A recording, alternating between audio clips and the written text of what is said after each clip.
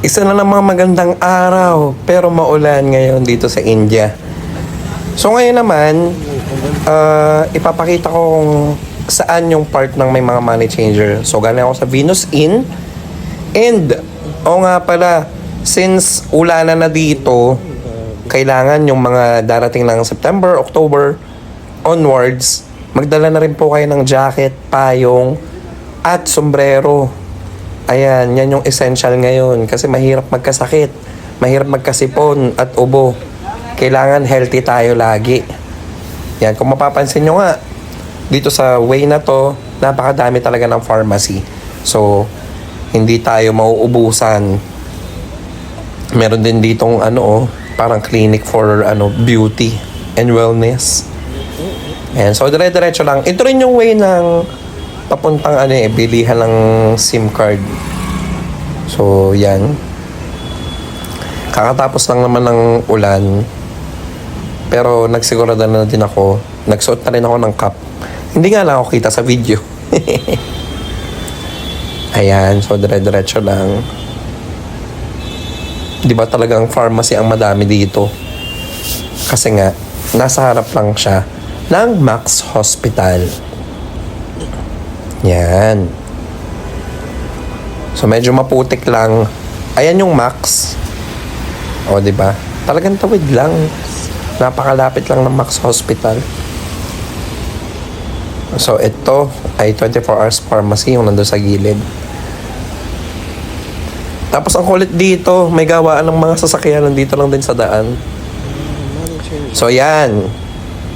Yan. Diyan lang naglipa na yung mga money changer. Ayan. So ngayon, alam nyo na. Yes, baka maghanap kayo ng ampalaya dito sa India. Ganito po ang itsura. Ang liliit. Yan. Yan. Ako lang yung tagahiwa. Tapos si mahal talaga kalimitan ang nagluluto. Ayan. So, gayat-gayat ng sibuyas. Yan yung mga condiments. Mamaya explain niya yan. Kasi isa sa essential yan dito. Kailangan magdala kayo ng mga condiments. Pwera na lang yung mga nakukuha sa sa hospital Yung mga hospital life hack natin dyan. Yung mga sugar, salt, and pepper. Paunti-unti nakakakuha tayo dyan sa hospital. Habang nagpakainit tayo, ito po ay Himalayan salt. Sa Pinas ko binili kasi kailangan po namin ito, lalo na kay mahal. Ito po ay sa Pinas ko rin binili ito ay black pepper. Ayan. Ito naman, kasi mahal dito yung mga, di ba mahal? Then ito naman is curry powder sa Pinas. Hindi ko pero hindi ko talaga bet yung curry powder ng dito sa kanila. Ito ay salt. Sorry guys. Yes, ito naman ay namnam. Yan, seasoning ko. Ito po yung tsura ng namnam. Sa Pinas din po namin binili. Ganyan ito. Dito ko na nilagay lahat. Ayan, kailangan yung bumili ng ganito. Kailangan nyo talaga. So, ilalagay ko po yung link sa caption. Ito rin, bumili na rin ako. Mahilig ako sa ganito. Ayan. Tapos, ito, foldable po ito. Apat po ang nabili ko nito. Ito yung pinakamaliit. Ayan.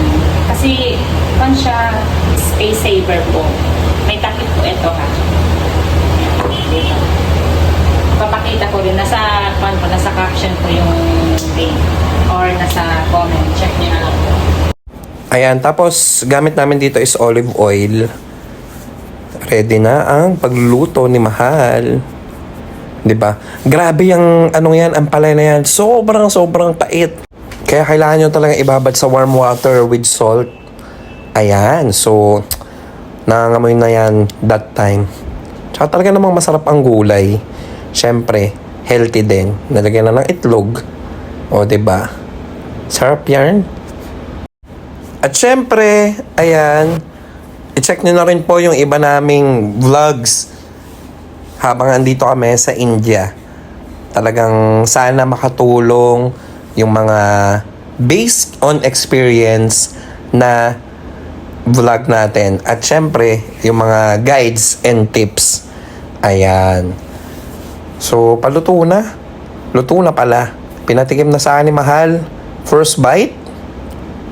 Oh, mukhang masarap nga. Paano? So, ulitin po. See you in the next vlog.